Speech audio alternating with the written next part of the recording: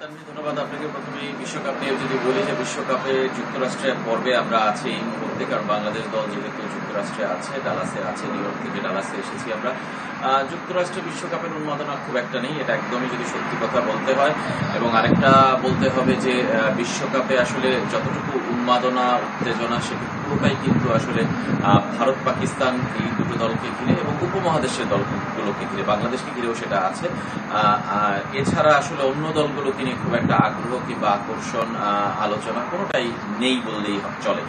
West Indies পর্বে আসলে কেমন সেটা এখান থেকে বলা যাচ্ছে না, কিন্তু ধারণা করা যাচ্ছে যে ওয়েস্ট ইন্ডিজেও যে খুব বেশি উন্মাদনা চলছে তা নয়, দু একটা ম্যাচ কিন্তু উত্তেজনার হচ্ছে, সেই জায়গা দিয়ে যদি বলি যে ক্রিকেট প্রেমীরা হয়তো উপভোগ করছেন।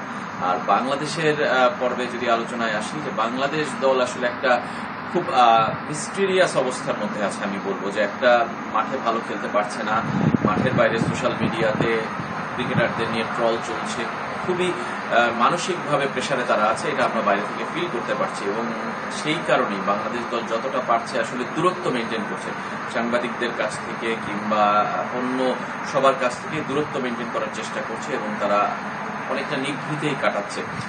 আমরা একটা হিসাব করে বের করেছিলাম যে আজকে বাংলাদেশ দল এখন পর্যন্ত যুক্তরাষ্ট্রে 16-17 দিনের মতো এসেছে, কিন্তু অনুশীলন করেছে মাত্র 4 দিন ফুল স্ট্রেংথ ট্রেনিং, 2 থেকে 3 দিন অপশনাল ট্রেনিং। সুতরাং ট্রেনিংটা বাংলাদেশ খুবই কম করেছে।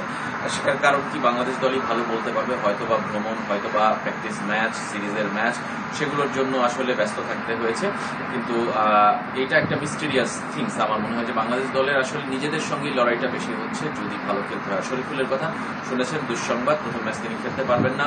তাসকিন খেলতে পারবেন কিনা, পারলেও পুরো ফিট হবেন কিনা, পুরো ফিট হলেও ফুল রিদমে বোলিং করতে পারবেন কিনা, অনেকগুলো প্রশ্ন কিন্তু থেকেই যাচ্ছে। আর তারা না খেলতে পারলে, তাসকিন শরীফুল না খেলতে পারলে আসলে বাংলাদেশের একাদশ গড়াটাও কিন্তু আসলে খুব চ্যালেঞ্জিং হয়ে যাবে, কারণ কম্বিনেশন ঠিক মতো হবে কিনা সেটাও প্রশ্ন থাকছে। অনেক ধন্যবাদ রেজওয়ানুজ্জামান আপনাকে আমাদের সঙ্গে যুক্ত হওয়ার জন্য। সহকর্মী রেজওয়ানুজ্জামান জানাচ্ছিলেন যুক্তরাষ্ট্রের ডালাস থেকে।